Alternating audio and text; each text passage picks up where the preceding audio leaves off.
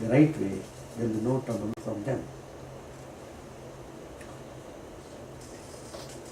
So, then comes the indwelling Atman, the observer. He is not affected by the abuse or praise. In the Mahabharata, when Shishupal abused Sri Krishna in Yudhishthira's audience hall, and after Shishupala was killed by Sri Krishna, a flame emerged from Shishupala's body and merged in Sri Krishna. Dharmaraj was surprised at this phenomenon. He questioned Narad how a wild enemy of Krishna like Shishupal could have such glorious end as a merger of his spirit in Sri Krishna. Narada explained. He said, abuse or praise relates only to the body and not to the Atma. The one Supreme Paramatman dwells in all beings. That being the case, who is a cavalier and who is it that is cavil? Who is a friend and who is an enemy? All are the same. The blood that constantly remembers God becomes an offering to God. This is a reference to the blood flowing from Shishupala's body to the feet of Sri Krishna. Whether out of hatred or jealousy or attachment, if the Lord's name is remembered, that is sufficient. Shishupal remembered Sri Krishna's name more often than many devotees. Devotees remember the Lord at the time of worship alone. Shishupal, in his intense hatred of Krishna, had Krishna in his mind all the time, whether waking or sleeping. It was because of this constant remembrance of Krishna's name that Shishupala's soul could merge in Krishna. So also we see in the life of Kamsa. It was a nightmare. Day and night you would think of Krishna only. But finally he was graced by Lord Krishna himself. So lay people took only at the superficial aspects of things. The Lord does not see things that way. He is free from hatred or envy, likes and dislikes. When these are attributed to the Lord, they are only a reflection of one's own feelings. God is like a mirror. What you see is only a reflection of your own action and posture. God neither punishes nor rewards anyone. Punishment or reward is the outcome of your own actions. Hence, no one is entitled to question the actions of God, accusing God of favoritism or indifference to someone or the other. Who has the authority to prescribe to God how he should conduct himself? The divinity that is present in everyone will find expression in varying types of behavior. The actions of the divine are totally free from self-interest. Because God is the embodiment of love, no taint can be adhered to God's actions. And God is the embodiment of all that is pure and untainted. Any defect that is attributed to God is only a projection of the defect in the individual concerned. Your defective vision makes you see defects which do not exist in creation. If the senses are properly used, they will offer the right impressions. Everyone should embark on this sadhana for disciplining the senses. So like that you must find out the techniques of controlling the senses, and it is very important how this mind should be controlled so that we can proceed with spiritual practice without much hindrance. Difficulties do come, sufferings do come, but you must know how to manage them, you must know how to behave, how to conduct yourself. So the last pillar which I was talking about is mumukshutva, that is intense desire for liberation. That is deliverance from the wheel of births and deaths with its concomitant evils of old age, disease, delusion and sorrow. If one is equipped with the previous three qualities, Viveka, Vairagya and Shat Sampatti, Shamadamadi Shat Sampatti, then the intense desire for liberation will come without any difficulty. The mind moves towards the source of its own accord. It has lost its charm for external objects. When purification of mind and mental discipline are achieved, the longing for liberation dawns by itself. So, mumukshutvam is the intense desire for liberation. Prompted by the desire for happiness, man runs after the objects, people, and experiences of the world. He gathers money, attains fame, status, power, travels, enjoys, marries, begets children, etc. In the process, he experiences the various measures of sorrows. Finally, one day he feels, enough is enough. I want to get out of this mess. He refuses to get tossed around by the world. He wants to end all sorrows for all times to come. He wants to get liberated from all limitations.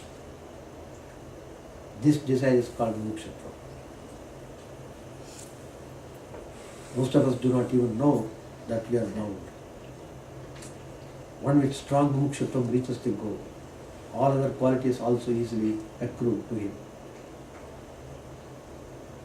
So, these are the 4 cardinal pillars for building spiritual life. One is viveka, second is vairagya, third is shamadamadi shat sampatti, and fourth one is mumukshutva. These are the 4 pillars on which spiritual life is to be built for experiencing supreme peace and bliss of Paramatma. This is called as Atyantika Mukti. That is final liberation from all bondage and sufferings, resulting in the experience of immense, purest, everlasting happiness. So we should concentrate on building our spiritual life properly on these 4 cardinal pillars. So each one has to pay attention to oneself and see how it could be done. With these words, I thank you very much for having given me the opportunity to conduct the retreat once in a year during the month of March, and I'm really very happy to see that you're all deeply interested in knowing things about spirituality and want to attain peace and happiness in life. And God, if you come towards God, you will really know the meaning of real peace and happiness. And it is true. You can see the face of Sri Ramakrishna. How he is ever cheerful, ever peaceful and blissful.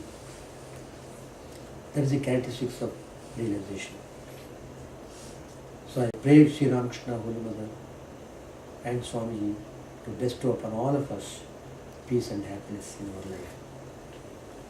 And may they bestow us the grace so that we proceed properly in spiritual life.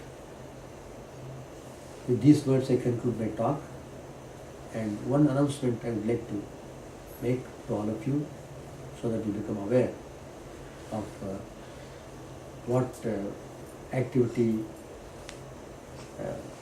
Chicago Ashrama is doing with respect to the spread of Sri Ramakrishna and teachings. You know, modern times, lot of violence, hatred going on, disharmony among different communities. Just it is flaring up like anything, spreading like cancer. Everywhere hatred, crime, increasing. Because the people are losing values in life. And I should say, they have become disoriented. There is no direction to their life. So disastrous result we are facing now. So it's of primary importance, it's our immediate duty is to make people aware the noble values of spiritual life. And we are very fortunate we are having Sri Ramakrishna, Shri Mata Sharda Devi and Swami Vivekananda, who have given us most fantastic liberal spiritual ideas for every one of us to follow. So harmony of religions, oneness of existence, the basic teachings of Hinduism. It is Swami Vivekananda who brought Hinduism first to the land of America. And at the Parliament of Presidents in Chicago, he gave this great message of Upanishads. All of you are immortal. You are all immortal souls. Don't condemn yourself as sinners. And we are not strangers. We belong to one family. That's why in the beginning itself he thrilled the audience by addressing them, dear sisters and brothers of America. It was so spontaneous. The moment he said, dear sisters and brothers, it worked like electric shock to everyone. They stood up and they began to clap for several minutes. 7,000 people clapping continuously. It was a kind of spiritual awakening for all the people there. That is a famous address given by Swami Vivekananda at the Parliament of Presidents. He presented paper on Hinduism. Please read that. Very nicely, Swami Vivekananda has explained what Hinduism means. Hinduism, the main teaching of Hinduism is Upanishads. That is Vedanta. What is Vedanta? So all these things you can understand by reading the paper on Hinduism. Now, we have planned to build Sri Ramakrishna Universal Temple in Chicago, so that it will be a source of inspiration to all the people in America, to everyone. Source of inspiration. I would say the Sri Ramakrishna Universal Temple in Chicago is like Lemont of America. See, Lemont is source of inspiration to all the centers of the Ramakrishna order. And I wish Sri Ramakrishna Temple will reflect Lemont of India. It is Swami Vivekananda's his own wish. He wrote a letter to Alshinga Perumal in Madras, a great devotee, with whose financial help Swamiji could come to America. He had tremendous love towards Alshinga Perumal. He would correspond with him frequently. In one of his letters he has mentioned, I wish Temple Universal will come here in Chicago. I think Swami Vivekananda's dream is being realized now. And of course we have completed the first phase of the construction of the temple, and we are planning to move to the new temple probably in the month of June, July. Second phase we have to do it. Afterwards we will have final consecration of the temple, which will be a very, very historic, epoch-making function, because that will be the first time the President of the Ramakrishna Order will be coming. We are planning to invite the President of the Ramakrishna Order to come to America and to bless all the devotees, well-wishers, friends, and consecrate the temple. Well, that will take another 1 year more. It depends upon how fast we raise the funds and how fast the devotees come forward to help us. And It is very necessary for us to appeal to the people also to help us generously for this program, because everybody cannot build temple, though everybody wants to do it. At least here we are trying to build. Let us all cooperate and help. So we become recipients of God's special grace by becoming participants in the construction activity of the Ramakrishna Universal Temple. We have constructed the first phase of construction of the temple by taking the bank loan, 3.5 million. The idea was, once the construction starts, we should not be stopped in the middle.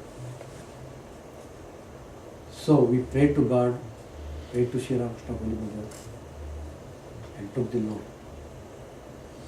And now it is the next Herculean task is to raise the money to pay off the loan. So we are requesting all the devotees, well-wishers, friends, and disciples of Sri Ramakrishna to come forward to help us in this project. And it will be recognized, though you may not want to, but we will recognize. And we put the donors list